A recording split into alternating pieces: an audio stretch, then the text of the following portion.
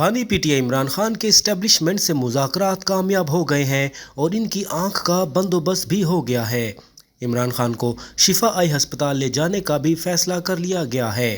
معروف صحافی جاوید چودھری نے نئے انکشافات کر دیے، جس میں انہوں نے کہا کہ عمران خان کے اسٹیبلشمنٹ سے مذاکرات کا آغاز ہو گیا ہے۔ جاوید چودھری نے ماضی کی بات کرتے ہوئے کہا کہ جب ہم کرسی پر ہوتے ہیں اور طاقت کے نشے میں چور ہوتے ہیں تو پھر نہ ہم دائیں دیکھتے ہیں اور نہ بائیں دیکھتے ہیں، پھر ہم اپنے آپ کو خدا سمجھ بیٹھتے ہیں اور جو اپنے آپ کو خدا سمجھتے ہیں پھر آخر ان کے ساتھ وہی کچھ ہوتا ہے جو اس وقت ان کے ساتھ ہو رہا ہے اور ان سے پہلے والے لوگوں کے ساتھ ہوا تھا۔ بہرحال انہوں نے اپنے آج کے ویلاگ میں بڑے انکشافات کیے ہیں کہ عمران خان کے اسٹیبلشمنٹ سے مذاکرات شروع ہو گئے ہیں اور یہ بھی فیصلہ ہو گیا ہے کہ عمران خان کو ہسپتال منتقل کیا جائے گا اور ساتھ ہی ان کی آنکھ کا بھی بندوبست ہو گیا ہے، اور اس بات کی تصدیق وفاقی وزیر اطلاعات عطا تارڑ نے بھی کر دی ہے اور علاج سے متعلق رپورٹ سپریم کورٹ میں جمع بھی کروائی جائے گی۔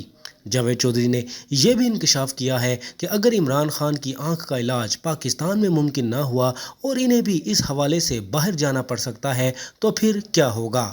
ان سے بھی ایک 50 روپے کے اسٹامپ پیپر پر دستخط لیے جائیں گے اور انہیں بھی ملک سے روانہ کر دیا جائے گا، اور وعدے کے مطابق اگر وہ علاج کے بعد ملک واپس نہیں آتے تو ان کا حال بھی نواز شریف جیسا ہی ہوگا۔